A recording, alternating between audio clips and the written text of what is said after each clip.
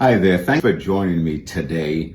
About 3 weeks ago, we began on our Sunday services, we began a new faith series where we're focusing on the subject of faith, trusting God, believing Him. And we began it with a message entitled, "You Were Born to Win." Some of you might have heard that message, but an excellent message that encourages, inspires, and gives direction into building our faith and trusting God and seeing Him.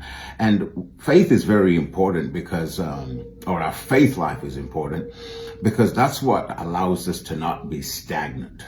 That's what our faith in God and trusting in His Word allows us to spring forth to attempt new things and bigger things for God in our lives, in different areas of our lives. And so faith is very, very powerful. In fact, God says in His Word, without faith, it is impossible to please God. So faith is central, we could say, to our Christian walk, our walk with God.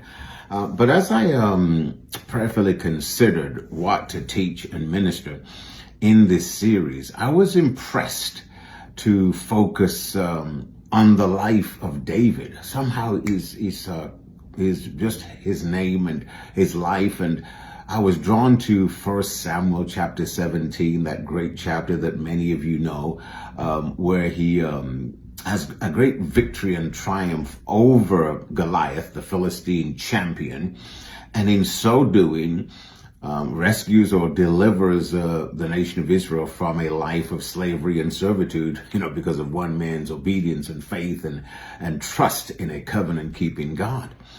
But what is often overlooked is what was at the heart of David's ability to trust God. And I wanted to, let's look at this. I want to look at this verse. Instead of looking at chapter 17, I went back and found out, what came before it. And chapter 16, as you know, comes before chapter 17. And in it, you see certain keys that if we got it, this is critical to our faith in God. And so there's some words in there, sometimes can be kind of troubling or challenging to us mentally. But if we understand it, I tell you, it really helps us to understand how God thinks and what should be the heart of our faith. And the New Testament says that the Old Testament examples or stories were given for our admonition, our example, which means there are lessons that can be drawn from these heroes of faith, if you will. And so I want to read this to you briefly, just a few minutes here. It says, Saul was rejected by God from being king because and it tells you exactly in chapter 15 of 1 Samuel why he lost his position. And then Samuel, the prophet in that day, was called by God to identify Saul's successor. And so listen to the language here. Again, we're going to see something that is critical to our faith. It says, when they came, he looked upon, so he brings his son, he brings 7 sons before Samuel. So 1 Samuel 16 verse 6 says this, when they came, he looked on Elijah and thought, surely the Lord's anointed is before him. That's what Samuel thought. He looked at Elijah. He must have been him and the most handsome. He looked at a picture of someone God had blessed. And he said, but the Lord said to Samuel, do not look on his appearance or on the height of his stature, because I have rejected him. A very strong word, but it's the same word he used in referring to Saul as to why he was no longer qualified to occupy the position God had put him in. And he says, for the Lord sees not as man sees. Man looks on the outward appearance, but the Lord looks on the heart. Remember that phrase. Then Jesse called Amminadab, made him pass before Samuel, and he said, neither has the Lord chosen this one. Then Jesse made Shammah, that's the third oldest son, to come pass by him, and he said, neither has the Lord chosen this one. And Jesse made 7 of his sons pass before Samuel, And Samuel said to Jesse, the Lord has not chosen these. He has not chosen these. Notice, so he called them before the prophet of God. But God says through Samuel, no, he's not chosen these. Then Samuel said to Jesse, are all these sons here? And he said, there remains yet one, the youngest. So he wasn't even considered. Think about that. But behold, he's keeping the sheep. And Samuel said to Jesse, send and get him, for we will not sit down till he comes here. And he sent and brought him in. Now he was ruddy and of a beautiful eyes and handsome. The New Living Translation says he was dark and handsome. That's pretty good, right? And he sent, and the Lord said, arise, anoint him, for this is he. Then Samuel took the horn of oil, anointed him in the midst of his brothers, and the Spirit of the Lord rushed upon David. From that day forward, Samuel rose up and went to Ramah. So now, what was, I was getting ahead of myself initially. What did God reject in the other sons?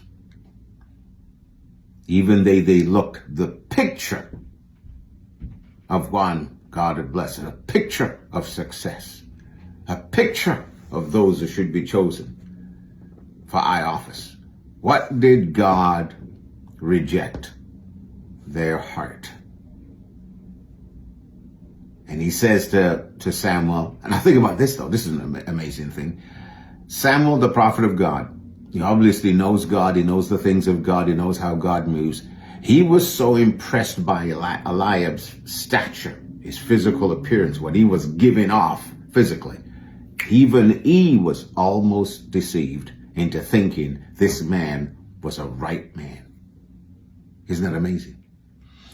So now, what is often overlooked is what I want us to get to. And now, this is still, I've been talking a lot about our relationships, our home relationships, our family relationships, but also our relationships with people in general, whether it's in our home, our business, our churches, however we relate to people. This is critical for us to understand. What is often overlooked is what was at the heart of David's ability to trust God. What was it? He had a heart of humility. He had a heart that lacked pride and arrogance. He had a willingness to obey God and serve him and his will. He had a heart where he was surrendered to God. You notice he wasn't even there. He was doing what his father told him to do, taking care of the sheep. He wasn't striving for recognition or for a position or for fame. See that? Or to impress anybody. See, that's what's in the heart.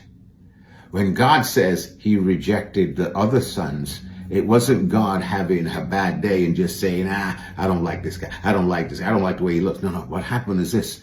Those men's hearts were hardened against God. Those men's hearts were full of pride, arrogance, self-righteousness, self-dependence.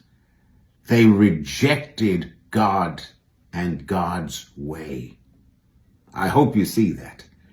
Now, so God didn't reject them because he just rejected them. He rejected them. He put the stamp on their rejection of him.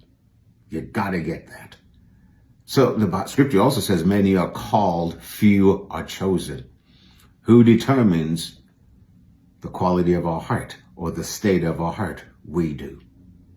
The better we may develop, cultivate, maintain a heart of humility, heart of submission, a heart that's teachable, correctable, the better our homes and our relationships will be. That message I referred to, we shared last week, was a teenager who had a heart for God, or a teenager who knew God, and the subtitle was Having a Heart for God. The link is below. You need to listen to that message. Get it in your heart, put it into practice, and see what God does in your life and in your family, in your ministry, in all that you do. He's got a blessing waiting on you as you walk in his way. Well, thanks for tuning in. See you next time.